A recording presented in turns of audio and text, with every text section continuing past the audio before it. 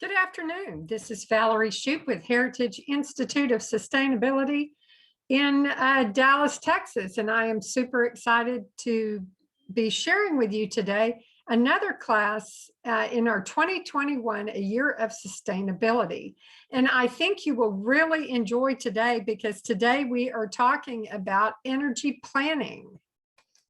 So let's go ahead and get started.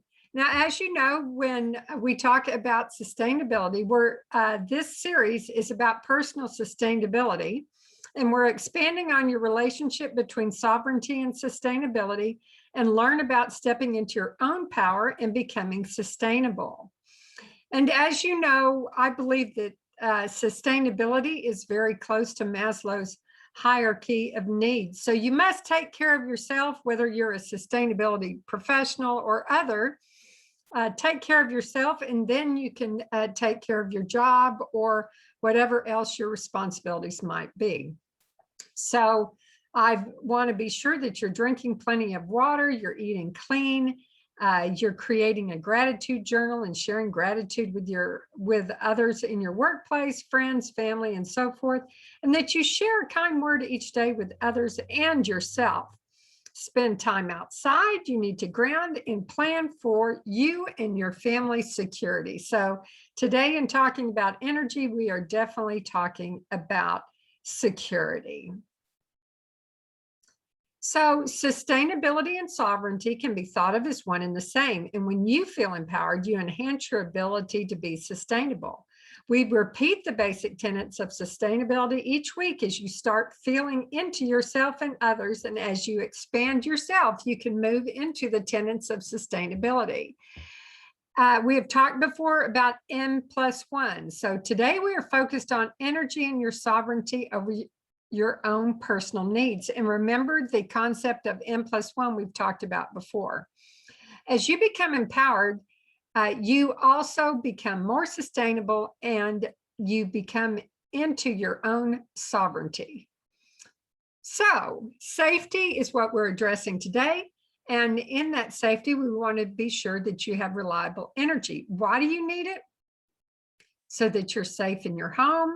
You know, if it's at night, you have lights, you know, that all your systems are in go.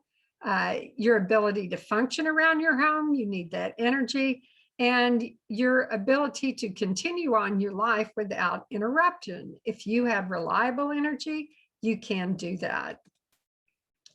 So think about it. We've talked before about eating, and energy and eating go hand in hand. So it's important to plan how you will eat and sustain yourself if you use the power that you're used to enjoying each day that sustains you for your day-to-day activities.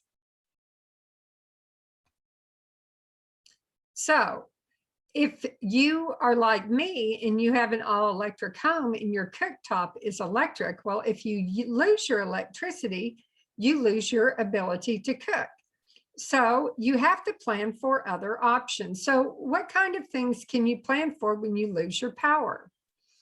Well, you can plan to have plenty of dried and canned goods in your cabinet. So if you have no way of cooking, you can still put together food to eat that is healthy while you figure out about your power needs. And we've always talked about growing fresh food in your garden. So don't forget about that. If you have fresh food inside and out, if you lose your power, at least you can keep on eating. Now, what are your other options? You say, oh, but I'd really like to cook. Well, at my home, we have both a fire table and I have a big stack of logs in the back so that if I needed to cook on a fire table, which oftentimes I enjoy doing just with the neighbor kids, roasting marshmallows and hot dogs and the like, you can use a fire table. Or you can also plan by having, ours is a natural gas grill, but you can have a natural gas or propane grill. So you need to plan for options. How are you going to eat when you lose power? And you never know, if you have a tornado event, there can be a lot of things in your neighborhood that can cause you to lose power. So you really need to plan first for the basics, and then we'll think about other things you need to think about. So let's get started planning. What are my cooking options? Dried, fresh, and canned goods, fresh food from your garden, a fire table with plenty of wood stacked up in the yard, and a gas or a propane grill. So now that food is taken care of, what are other issues that happen when you lose power? Well, you can't work. You can't charge your cell phone if you have an emergency and you're out of the ability to charge. Uh-oh, all your food in the refrigerator is spoiling and in your freezer because you don't have power and the power has been out for longer than you anticipated. And if it's at night, you can't see, you can try candles, but believe me, I've tried that. Candles really don't work well. So you say, help, I can eat, but I'm losing my food supply due to spoilage. I can't see, it's dark in my house. So what am I going to do?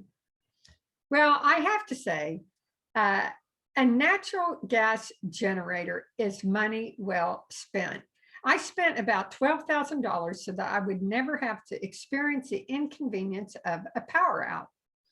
It is really some of the best money I've ever spent. My Generac has an automatic transfer switch. So when the utility loses power, my Generac will automatically come on. And what is really funny, when I very first got the Generac, I was out on a walk and I didn't realize the neighborhood had lost power. And I get home and my Generac's running and I'm thinking, what's wrong with my Generac? Why did it come on? Did the electrician wire it improperly or whatever? And so I texted my neighbor and found out, yes, we were in fact without power, but guess what? The Shoup household was not without power and I was so happy.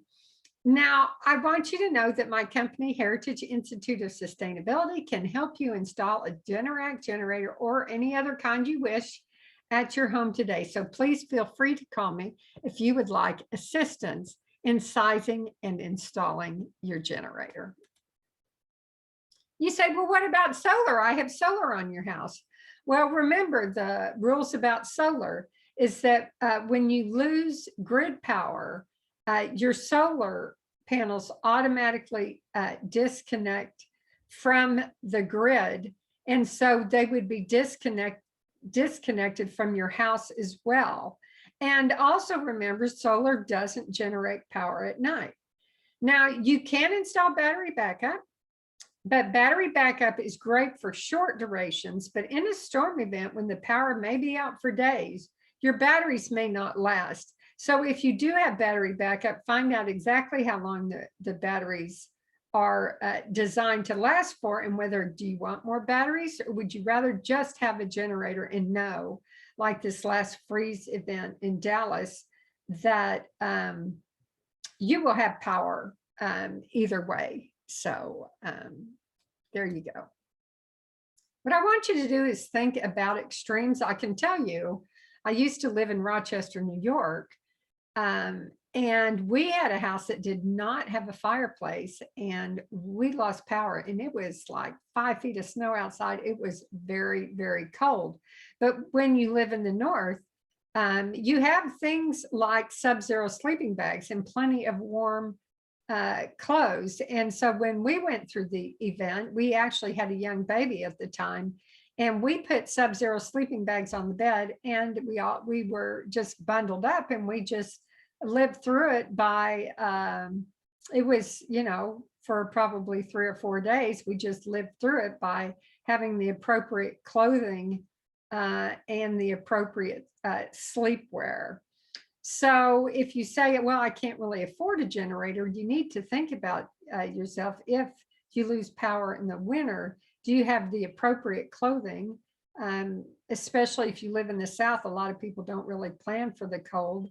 And then you might think about, well, do you have a gas fireplace or do you have a log fireplace or some way you can generate heat in your home?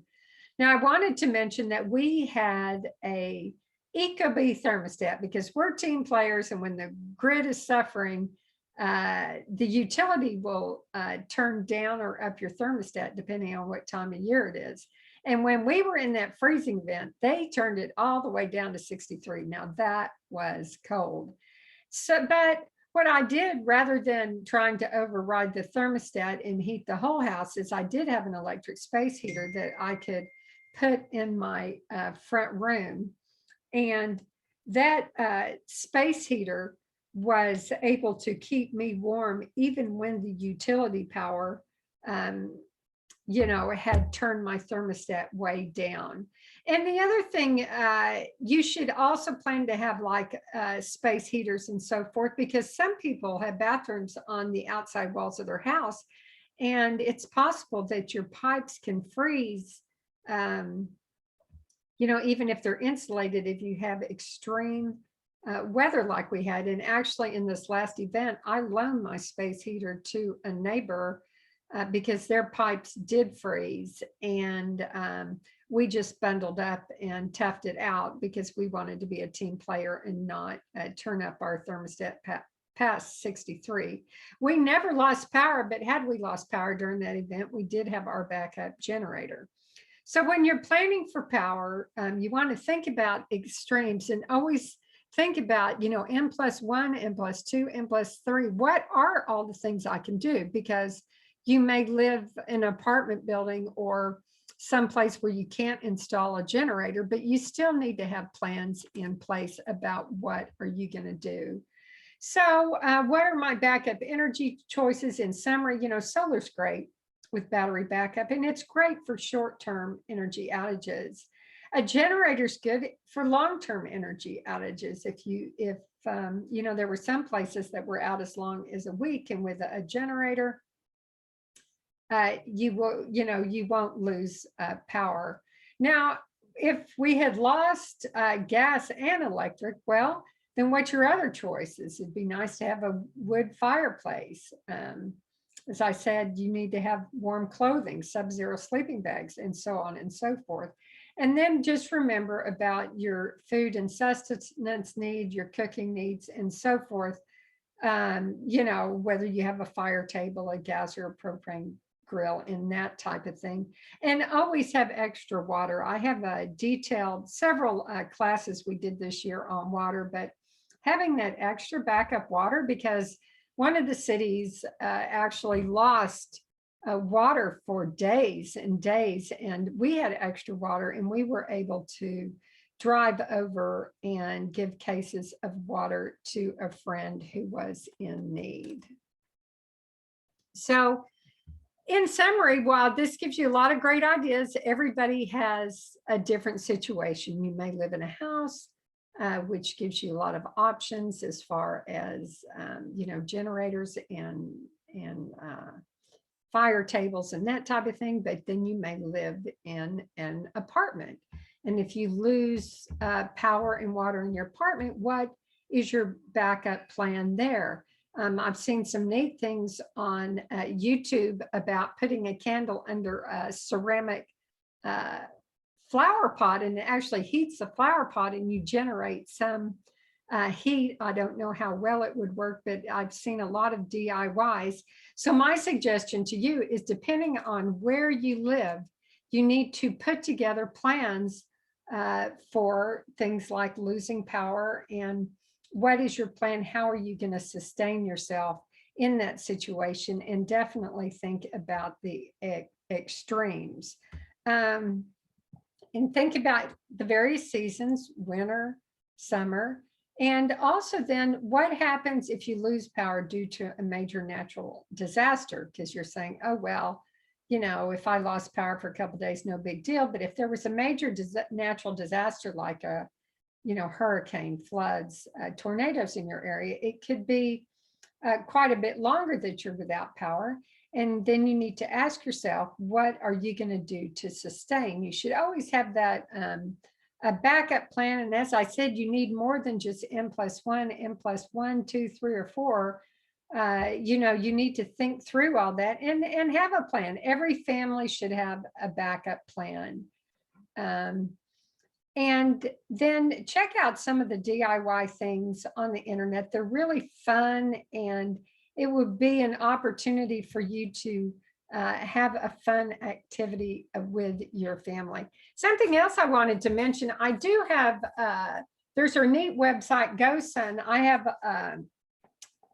battery pack that I actually got from GoSun. That's 144 watt hours of capacity with 3 USB ports, 15A cigarette lighter output, built-in LED flashing warning lights. It's kind of neat, this high capacity power bank, not just for my home, but sometimes I'm traveling on a job and I need to recharge my cell phone or whatever. And you know, those little bitty chargers that so many people give away at free events really don't last long. So was really cool. I love my GoSun power bank, but you might look on the internet and see what type of things you can find.